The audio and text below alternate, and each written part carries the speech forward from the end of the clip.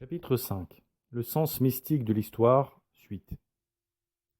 Nous devons garder à l'esprit, en étudiant l'histoire, que d'une part les péchés des hommes sont cause de toutes les peines qui arrivent sur la terre, et que tout ce qui arrive n'advient qu'avec la permission de Dieu, mais que d'autre part, si les péchés des hommes appellent de justes châtiments, la toute-puissance de Dieu commue souvent sa justice en miséricorde, car le Christ, par les mérites de sa passion, a suppléé les déficiences des pécheurs et a racheté leurs péchés.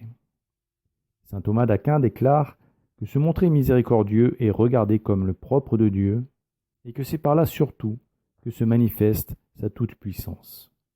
Alors quand un fléau s'abat sur un pays et le ravage, ou détruit l'équilibre qui permettait au plus grand nombre de faire son salut, on doit s'interroger et chercher quelle offense y a été faite à Dieu pour que le Seigneur ait laissé un tel châtiment frapper cette nation. Sans cela, on passerait à côté du sens de l'histoire. Oui. Quelle grave offense a poussé le Seigneur à détourner son regard des hommes et à laisser les séides du diable agir si librement. Don Prosper Guéranger convient que, fût-elle d'une exactitude minutieuse quant aux faits matériels, l'histoire de l'Église racontée par un historien qui n'est point en tout un disciple de la foi n'est point un récit pleinement vrai. La vie de l'Église est un fait divin qui s'accomplit sur la terre avec le concours de l'homme, et le catholique seul a la clé de ce mystère. Vouloir humaniser cette histoire, c'est donc perdre son temps et faire des systèmes pour l'expliquer est aussi inutile que téméraire.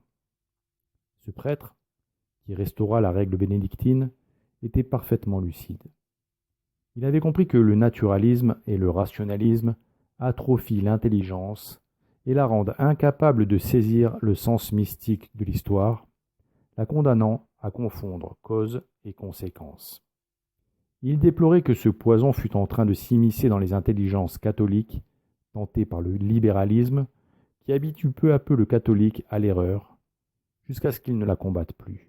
Or, l'aboutissement de cette démission catholique, c'est la doxa, de plus en plus perverse et mensongère, qui est inculquée aujourd'hui aux enfants dès le plus jeune âge, par le biais de l'éducation nationale.